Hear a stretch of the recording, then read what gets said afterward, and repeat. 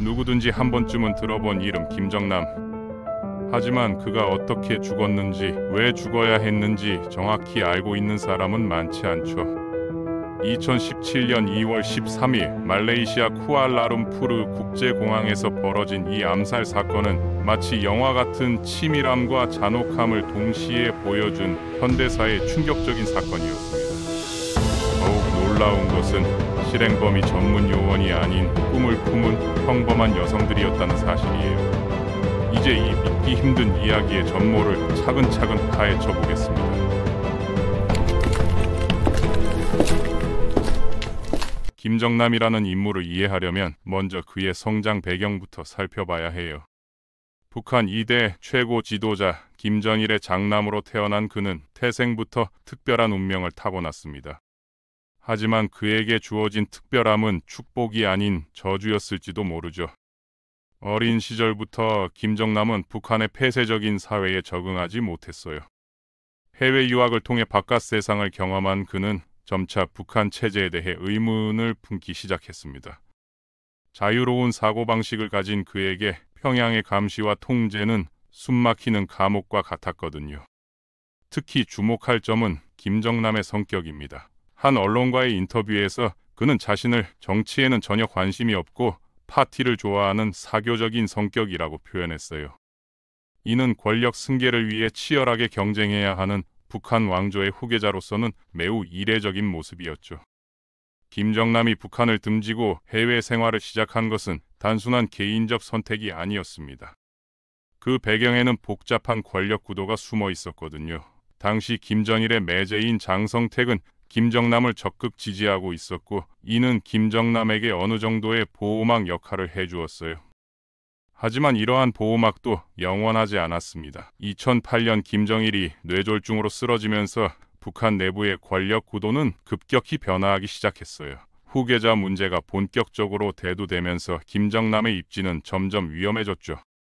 장성택은 여전히 김정남을 차기 지도자로 추천했지만 정치에 관심이 없던 김정남은 이를 거부했습니다. 반면 그의 이복 동생인 김정은은 권력에 대한 강한 욕망을 보였고 김정남을 잠재적 경쟁자로 인식하기 시작했어요. 2009년 6월 북한에서는 충격적인 사건이 벌어졌습니다. 김정남의 별장 주변에 비밀 경찰이 배치되었고 그의 친구들이 연행되는 사건이 발생했거든요. 며칠 후 한국 언론을 통해 김정은이 김정남 암살을 시도했다는 소식이 보도되기도 했어요. 이러한 위험 신호를 감지한 김정남은 더 이상 북한으로 돌아가지 않기로 결심했습니다. 그에게는 선택의 여지가 없었어요. 고국으로 돌아가는 것은 곧 죽음을 의미했기 때문이죠. 그렇다면 왜 김정은은 권력 경쟁에서 스스로 물러난 김정남을 그토록 두려워했을까요? 가장 중요한 이유는 김정남이 김정일의 장남이라는 사실이었습니다. 북한에는 백두혈통이라는 개념이 있거든요. 이는 초대 최고 지도자인 김일성의 직계 혈통을 신성시하는 이데올로기예요. 이론적으로 보면 삼남인 김정은보다 장남인 김정남이 더 정당한 후계자라고 주장할 수 있었어요. 비록 김정남 본인은 권력에 관심이 없었지만 그를 지지하는 세력이 언제든 나타날 가능성이 있었죠. 김정은에게 김정남은 언제든 자신의 지위를 위협할 수 있는 시한폭탄 같은 존재였습니다. 더욱이 김정남은 해외에서 북한 체제를 비판하는 발언을 자주 했어요. 북한이 인공위성이라고 주장하는 미사일 발사에 대해 일본이 요격 자세를 취했을 때 김정남은 일본의 대응이 당연한 자위행위라고 공개적으로 발언했거든요. 또한 김정은이 후계자로 내정되었을 때는 3세대 세습에 반대한다는 입장을 분명히 밝히기도 했습니다. 국제적으로 주목받는 인물이 북한의 부정적 이미지를 전 세계에 확산시키는 것은 김정은에게 매우 불리한 상황이었어요. 특히 김정남은 서구 언론과의 인터뷰를 통해 북한 내부 상황에 대한 비판적 시각을 지속적으로 표출했죠. 2011년 12월 김정일이 사망하고 2013년에는 김정남의 후견인이었던 장성택마저 처형당하면서 김정남의 안전망은 완전히 무너졌습니다. 김정은이 최고 권력을 완전히 장악한 상황에서 김정남의 처지는 더욱 위험해졌어요. 장성택의 처형으로 인해 김정남에 대한 자금 지원도 중단되었습니다. 그는 해외로 망명한 친척들의 도움을 받거나 직접 부동산 사업을 시작하여 생계를 유지해야 했어요. 일부에서는 중국 정부로부터 보호와 지원을 받고 있다는 분석도 있었죠. 김정남은 주로 가족이 거주하는 마카오와 베이징을 중심으로 국제도시를 오가며 생활했습니다. 마카오에서는 현지 경찰의 호의를 받으며 친구들과 식사를 즐기는 등 비교적 자유로운 생활을 했어요. 하지만 그 역시 자신이 김정은의 암살 명단에 올라 있다는 사실을 알고 있었죠. 2017년 2월 6일 김정남은 말레이시아 쿠알라룸푸르로 이동했습니다. 목격자들의 증언에 따르면 그의 짐은 검은 가방 하나뿐이었다고 해요. 마치 급하게 떠나온 것 같은 가벼운 차림이었죠. 김정남이 말레이시아에 머문 3일째, 그는 북서쪽 랑카위 섬으로 향했어요. 그곳에서 한 남성과 호텔 스위트룸에서 2시간 동안 은밀한 만남을 가졌습니다. 후에 밝혀진 바에 따르면 이 남성은 한국계 미국인으로 정보기관 요원으로 추정되는 인물이었어요. 이들은 과거에도 여러 차례 비밀 접촉을 했던 것으로 알려졌습니다. 이번 만남에서 김정남이 북한에 관한 어떤 중요한 정보를 전달했을 가능성이 높아요. 회동 후 김정남의 행동이 상당히 긴장되고 조심스러웠다는 점이 이를 뒷받침하죠. 2017년 2월 13일 오전 9시 김정남은 호텔을 체크아웃하고 마카오로 돌아가기 위해 쿠알라룸푸르 국제공항으로 향했습니다. 그는 이것이 자신의 마지막 여행이 될 줄은 꿈에도 몰랐을 거예요. 공항 출발홀에서 자동 체크인 기기 앞에 서 있던 김정남 앞으로 긴 머리의 여성이 다가왔어요. 그 순간을 틈타 뒤에서 다른 여성이 김정남의 얼굴에 양손을 대고 손바닥을 문질렀습니다. 김정남이 즉시 손을 뿌리치자 두 여성은 서로 다른 방향으로 재빠르게 달아났어요. 전체 과정은 불과 몇 초에 불과했습니다. 주변의 여행객들은 이 이상한 상황을 거의 눈치채지 못했어요. 김정남 자신도 처음에는 상황을 정확히 파악하지 못했죠. 하지만 곧 자신의 얼굴에 끈적끈적한 액체가 묻어 있다는 것을 깨달은 김정남은 서비스 카운터로 향했습니다. 상황 설명을 들은 공항 직원은 심상치 않음을 느끼고 김정남을 경찰관에게 안내했어요. 경찰관은 김정남을 진료실로 데려갔지만 이미 그의 눈은 충혈되어 있었고 호흡이 불규칙해지는 등 명백한 신체 이상 증상이 나타나기 시작했습니다. 김정남은 바닥에 쓰러졌고 결국 의식을 잃었어요. 현장 의사가 응급처치를 시행했지만 의식을 되찾을 수 없었습니다. 김정남은 인근 병원으로 이송되었지만 다시 깨어나지 못했어요. 북한 왕조의 장남이자 한때 후계자 후보였던 김정남의 파란만장한 생애가 이렇게 막을 내렸습니다. 말레이시아 경찰은 처음에는 사망자가 김정일의 아들이라는 사실을 전혀 알지 못했어요. 외국인이 사망한 경우 해당 국가 대사관에 연락하는 것이 규정이었는데 경찰관이 여권을 확인했을 때 북한 국적을 한국 국적으로 착각하는 실수를 범했거든요.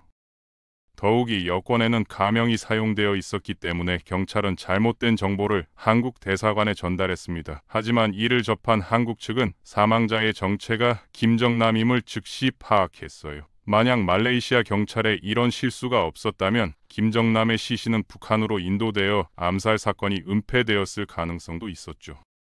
사건의 중요성을 깨달은 말레이시아 경찰은 수사 수준을 대폭 끌어올렸습니다. 사건 발생 2일 후인 2월 15일과 16일 방범 카메라 영상을 분석하여 실행범으로 지목된 두 여성이 체포되었어요.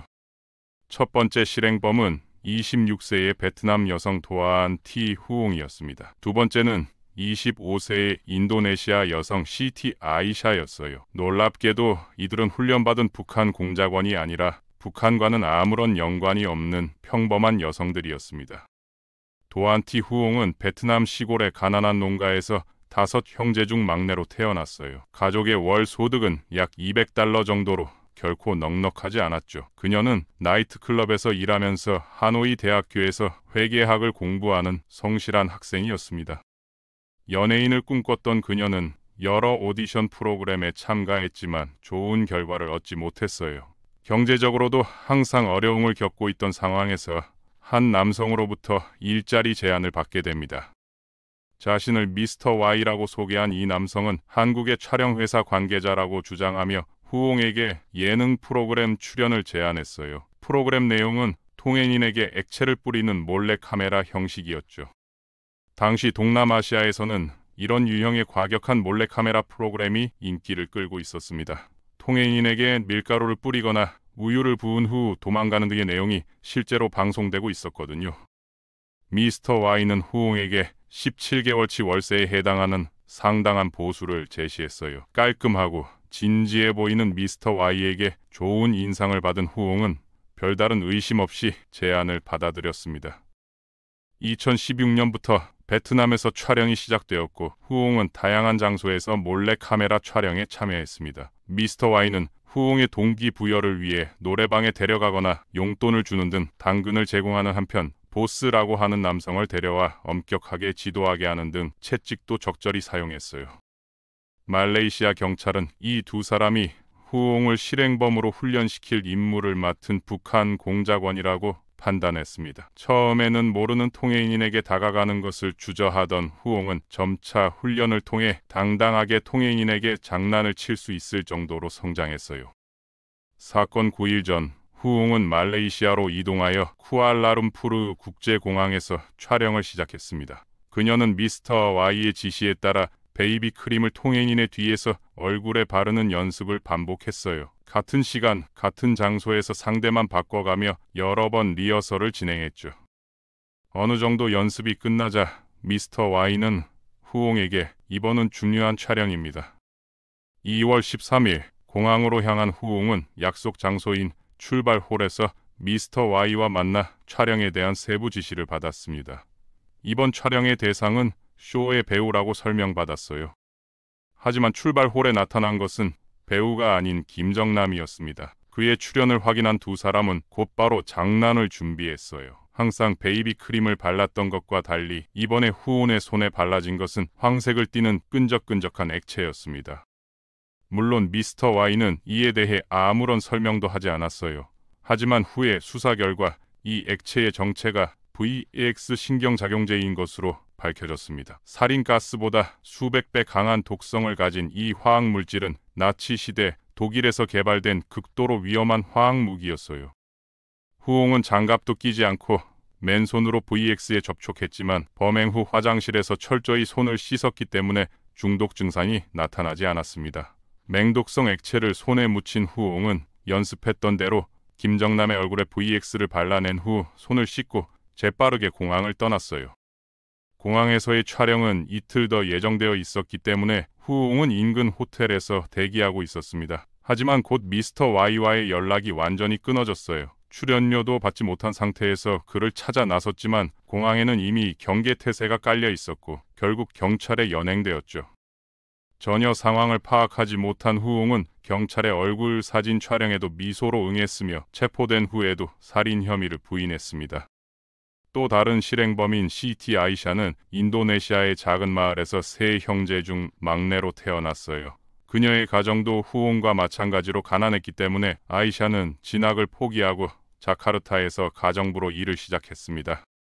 결혼과 출산을 경험했지만 불과 4년 만에 파경을 맞았고 남편과 아들과 헤어진 그녀는 다른 지역에서 판매원으로 일했어요. 결국 그것도 그만두고 외국인 노동자로 말레이시아로 건너갔죠. 말레이시아에서의 직장은 마사지샵이었습니다. 현지 물가보다는 훨씬 많이 벌어들였지만 소득이 불안정했기 때문에 아이샤는 밤에 다른 일을 하며 손님을 접대하기도 했어요.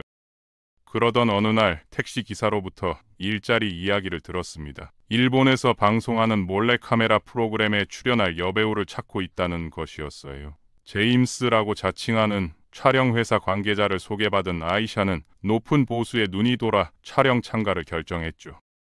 촬영 내용은 후옹과 정확히 동일했습니다. 통행인에게 접근해서 손에 묻힌 액체를 바르는 몰래카메라였어요. 실제로 경험해보니 비교적 쉬웠고 좋은 사례비도 받은 아이샤는 완전히 경계심을 풀고 본격적으로 프로그램 출연을 결정했습니다.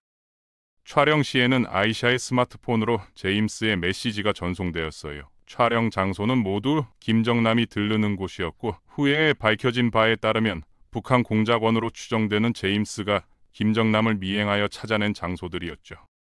여러 번 제임스와 촬영을 진행하는 동안 아이샤는 잘생기고 친절한 그를 이성으로 의식하게 되었습니다. 그녀의 스마트폰에는 제임스와의 투샷 사진이 저장되어 있었어요. 어느 날 제임스는 자신의 상사라고 하며 창이라고 자칭하는 중국인을 아이샤에게 소개했습니다. 제임스가 실행범을 물색하는 모집책 역할이었다면 아이샤에게 실행범으로서의 훈련을 시키는 교육책이 창이었던 것으로 보여요. 마침내 2월 13일 쿠알라룸푸르 국제공항에서 촬영이 지시되었습니다. 사건 당일 아침 아이샤는 창과 공항 카페에서 촬영 회의를 실시했어요. 매장 내 방범 카메라에는 25분간의 미래 모습이 선명하게 기록되었죠. 아이샤가 지시받은 장난의 내용은 후웅과 동일했습니다. 손에 발린 액체를 통해인의 얼굴에 바르고 끝나자마자 공항을 떠나라는 것이었어요. 후웅에 대한 설명과 다른 점은 이미 다른 여배우도 장난에 참여하여 동일한 연기를 할 예정이니 그 사람에 대해서는 신경 쓰지 말라고 한 것이죠. 그 여배우는 말할 필요도 없이 후웅이었습니다. 두 사람을 준비한 것은 한쪽이 장난에 실패할 경우를 대비한 보험의 의미가 있었을 거예요. 대상에 대한 설명도 후웅과 약간 달랐습니다. 쇼의 배우이므로 망설이지 말고 장난을 치도록 강조했고 장난 후에는 붙잡히지 않도록 곧바로 도주하라고 지시한 점은 공통적이었어요.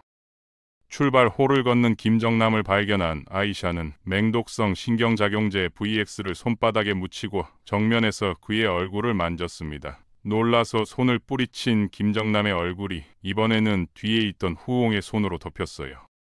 그 모습을 본 아이샤는 바로 그 자리를 떠났습니다. 화장실에서 손을 씻고 공항을 나선 후 급료가 미지급임에도 불구하고 곧 연락이 두절되어 불안에 휩싸인 아이샤. 그때 경찰은 이미 감시 카메라 영상에서 그녀를 확인하고 있었고 3일 후 머물고 있던 호텔에서 체포되었어요. 이렇게 아무것도 모르는 두 명의 평범한 여성이 북한 공작원에 의해 김정남 암살의 실행범으로 만들어진 것입니다. 실행범 두 명의 범행 시 행동은 놀라울 정도로 일치했어요. 같은 장소에서 김정남의 얼굴, 특히 독의 침투가 빠른 눈 부위를 손으로 만지고 즉시 화장실에서 손을 씻고 택시로 공항을 떠나는 모습까지 마치 같은 지휘부 아래에서 범행을 저지른 듯한 행동에 위화감을 느낀 경찰은 암살 전문가가 계획한 조직적 범죄로 판단하고 수사를 전개했습니다. 그 결과 그녀들을 뒤에서 조종하고 있던 인물들의 존재를 파악했어요. 아이샤를 암살 실행범으로 키운 교육책인 중국인 창, 후옹의 교육책인 미스터 Y, 그리고 두 명을 총괄 지시한 하나몰이라는 남자였죠. 후옹과 아이샤와 접촉하는 일은 거의 없었지만 범행 당시 공항에서 대기하면서 두 명의 교육책에게 지시를 내리고 범행을 확인하면 세 명이 신속하게 그 자리를 떠났습니다. 그들의 정체는 여권 정보로부터 곧 밝혀졌어요.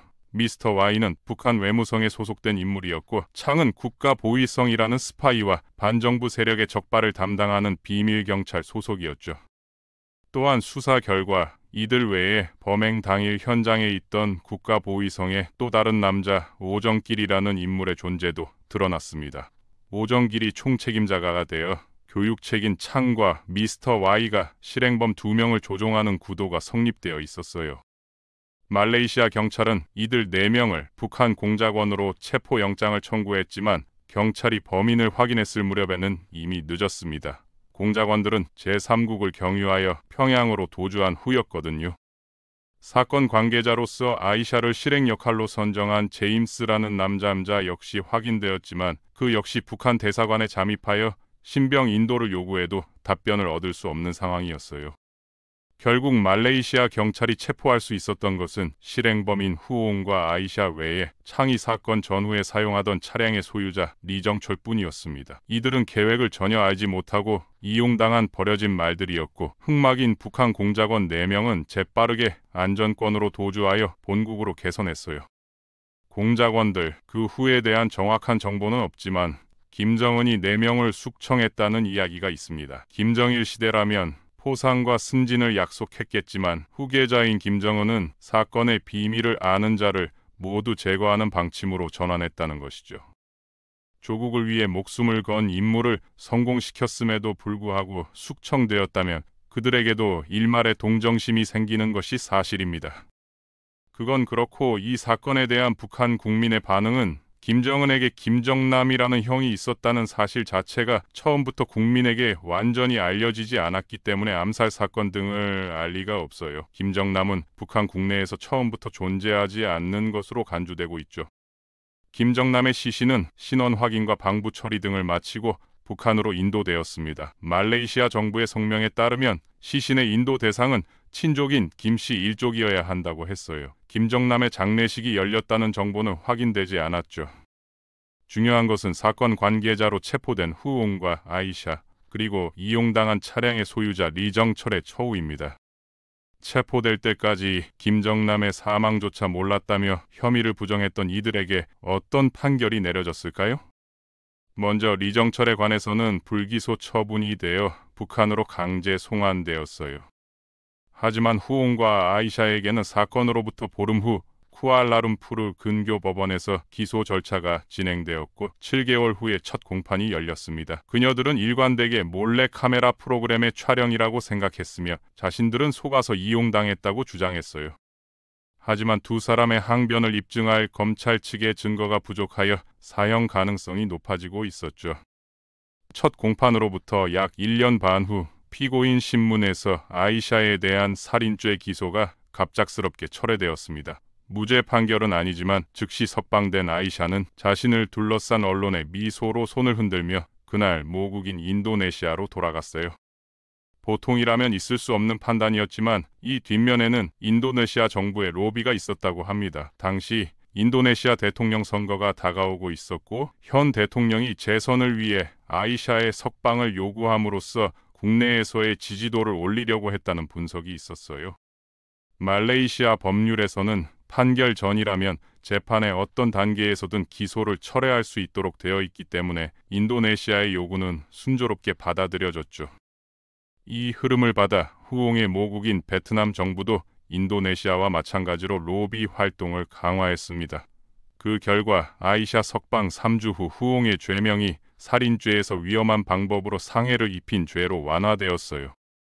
후옹은 아이샤처럼 기소를 철회받는 것은 불가능했습니다. 김정남 살해에 대한 더 유력한 증거가 남아 있었기 때문에 석방하기가 어려웠다는 이유가 있었거든요. 후옹이 이를 받아들이지 않으면 사형 판결이 나올 가능성이 높았기 때문에 그녀는 위험한 방법으로 상해를 입힌 죄를 전면적으로 인정했어요.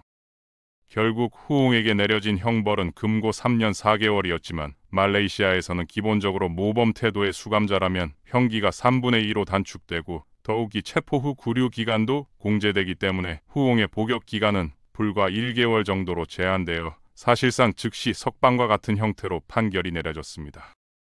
이 판결에서 후옹은 환호하며 모인 기자들에게 앞으로 하고 싶은 일을 묻자 나는 노래를 부르고 싶고 여배우가 되고 싶다고 말했어요. 카메라를 향해 고맙습니다. 나는 행복합니다. 좋은 하루 되세요. 라고 외쳤죠. 후옹은 귀국할 때도 공항에서 취재를 받았지만 김정남에 관한 질문에는 말하고 싶지 않다며 묵비권을 행사했습니다. 자신의 의지와 상관없이 암살의 도구로 일회용품처럼 사용된 그녀에게 이 사건은 눈을 돌리고 싶은 악몽에 틀림없었을 거예요. 언론을 통해 본 세계의 반응은 차가웠습니다. 귀국을 축복하는 목소리보다는 반성의 기색이 없다며 비난하는 목소리가 더 눈에 띄었어요. 자유를 얻어도 과거를 잊으려고 해도 그녀는 평생 이 사건과 마주해야 할지도 모르죠. 북한의 비밀공작원이 현지의 평범한 여성을 속여 실행범으로 만들고 사람들이 오가는 한낙공항 내에서 요인을 암살하는 마치 스파이 영화 같은 수법으로 실행된 김정남 암살 사건. 전 세계 각국을 항상 이동하는 김정남의 거처를 감시하면서 현지 사정에 익숙한 공작원들의 교묘한 거짓말로 평범한 여성을 암살자로 육성하고 실행범을 버린 채 경찰의 소나기에서 생생하게 탈출했어요. 숙련되고 대담한 계획과 치밀한 준비로 행해진 국가 차원의 범죄라고 할 수 있습니다. 물론 김정은은 이 사건에 대해 한마디도 하지 않고 있지만 북한에서 최고 지도자의 명령 없이 부하가 움직일 것 등은 생각할 수 없어요. 암살을 지시한 것은 거의 확실히 김정은 본인이죠. 이 사건이 향후 진전될 것으로는 아마 없을 것입니다. 하지만 김정남이 암살당한 것으로 새롭게 위험에 처한 사람이 한 명 있어요. 김정남의 아들 김한솔입니다. 그는 아버지나 삼촌과 달리 북한 사회와 관계없이 마카오에서 가족과 함께 살고 있습니다. 하지만 김일성의 직계이며 최고 지도자 후계자의 자격을 가진 인물이에요. 김정남의 아들로서 해외 생활을 보내며 파리의 명문학교 등에서 교육을 받았기 때문에 북한의 사상에 물들지 않고 서구 국가에 대한 편견도 없어요. 삼촌을 독재자로 표현하며 북한으로 돌아가 나라를 개혁하고 싶다는 이상을 말한 적도 있었죠.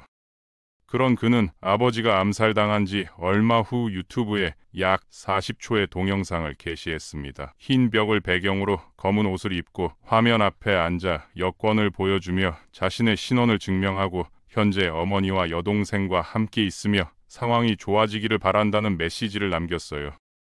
관계자 정보에 따르면 김한솔의 신변에 위험이 있음을 우려한 미국, 네덜란드, 중국 등이 마카오에서 다른 지역으로 망명시켜 보호하고 있다는 것입니다. 이 동영상 이후 김한솔의 동향은 알 수 없지만 그가 다시 북한을 자극하는 발언을 한다면 아버지와 같은 운명을 맞을 가능성이 높아 보여요. 김정남이 죽은 지금 그 가족들만이라도 자유롭게 평온하게 살 수 있기를 희망할 뿐입니다.